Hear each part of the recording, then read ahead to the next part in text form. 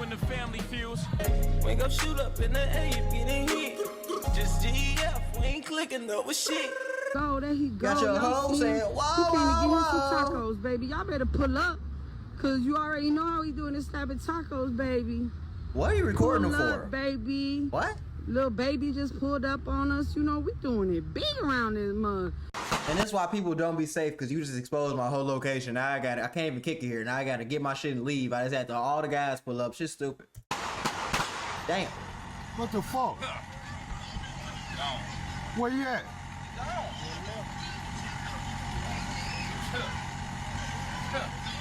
He gone. You can put it up. He gone. Who the fuck was that? I just sat right here and watched the whole time, bro. Hey, them real smooth, bro. Real smooth, bro. Them like they was shooting their own video the whole time. They were plotting on their ass. So around 5 p.m. this evening, our officers were dispatched at a 2000 block of Verbena Street in reference to multiple people shot upon arrival. We did, in fact, find individuals that had been shot on scene. And I first want to say the overall theme of this case is grown men playing gangster that left 2 of our children in graves and a community in fear. Facts. And we know in these communities that strength is about building community, not destroying it. And in this case, leaving 2 young people in their grave. Ultimately took his life. Gang violence that was orchestrated by adults in our city. And cowardly acts of an Atlanta. I ain't gonna lie, we ain't gotta sit through the whole goddamn, you feel me? We get it, bro. He did some crazy, well, it's not even, well, Lil Baby didn't do no crazy shit, but them people did some crazy shit. Away from 3 months in 2025, yet and still, ATLGA, the Atlanta Police Department is still playing the blame game for criminal activity. Are they right? Are they wrong? Well, I leave that to you guys, and I'll just present the facts. Now, the Atlanta Police Department recently came out and said another rapper based out of Atlanta is responsible for another man's actions. And based on history with the DA, that's never a good thing coming out of Atlanta. Less than 24 hours of me making this video, Atlanta police had a news conference, quoting that this rapper actions caused a chain of events that led to a retaliation shooting in this rapper neighborhood that left 2 teenagers dead. And of course, we'll later go over their stories and pay our respects. We'll also later identify the rapper, his alleged enemies according to authorities, and how this was orchestrated. But there's some key facts that authorities seem to be brushing across their shoulder. Like them coming out saying the retaliation came from a man in jail. That's a part of a jail-formed game, which we'll later discuss, that was made in 2005. So in 2025, we still have men in the free world taking orders from men incarcerated to basically get them in there with them. But APD is coming out blaming a rapper. Also, nobody is mentioning that this was payback. But why they not shooting a target? It's 2025, yet and still again, and people still playing Mickey Mouse games shooting up apartments with kids in it. But because the rapper is from this neighborhood, and he allegedly shot a music video where a dude incarcerated was from days before, huh?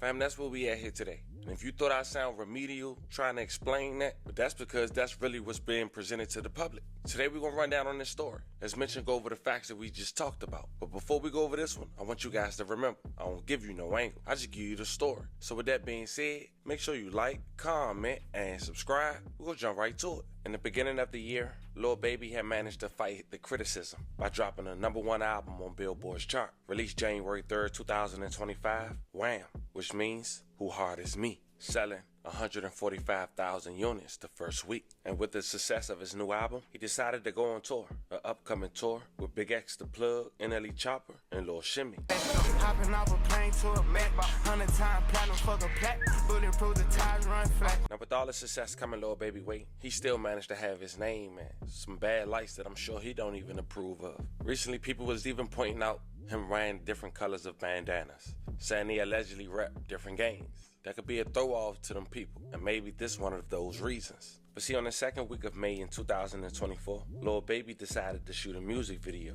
on the west side of Atlanta in the Dixie Hills neighborhood. Oh, this is recent. Those might remember that a young lady who worked at a local taco venue inside the shopping center mall had recorded Lil Baby pulling up before the shots had went out, and people was blaming her at first for allegedly giving out the location. Might be true, might not. That's definitely what happened. That's why I said at the beginning of the video is bogus, because he don't even know that she's recording and live streaming and doing all this extra goofy ass shit. Like, I can't even walk around and do normal shit. I can't go get food and do normal shit because I got people like this that just want to, why would I pull up? Like, I don't understand people. Like, if they said Future is downstairs right now, I'm not stopping recording to go see Future. What am I finna do?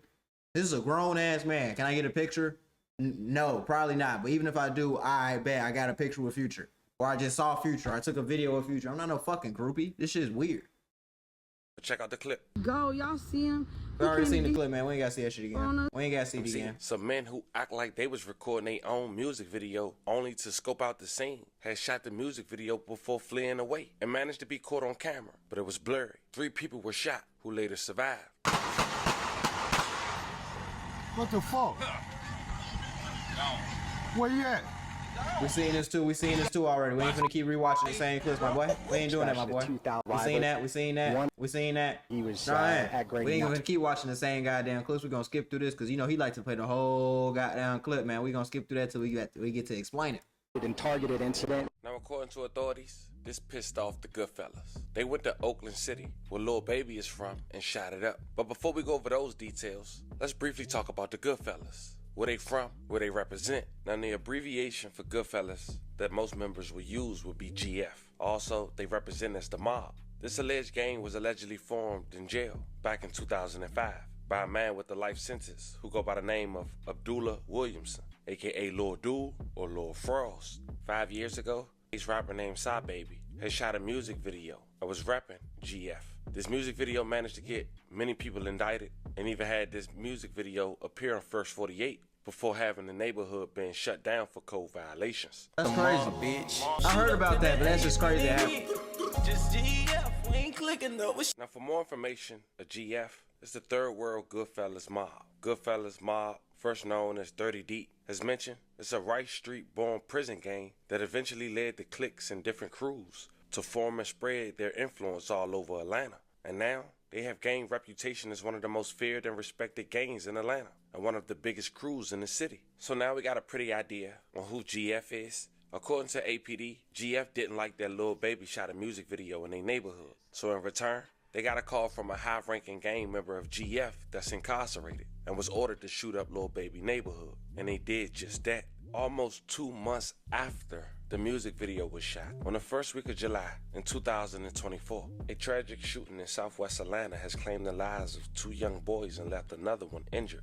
At around 12:40 a.m., police responded to a call from an apartment complex on Spark Street Southwest, near People Street Southwest, in the Oakland City neighborhood. Upon arrival, officers found a 13-year-old boy dead at the scene. Another 13-year-old boy and 11-year-old were rushed to the hospital, where the second 13-year-old boy has succumbed to his injuries. May they both rest in peace and love condolences to their families. The 11-year-old boy had managed to survive. The Fulton County Medical Examiner Office has identified the 2 13-year-olds as Jacody Davis and Lamont Freeman. The younger boy who was in the hospital appeared to be the younger brother of Davis. And the sad part is, Davis lost his life on his birthday.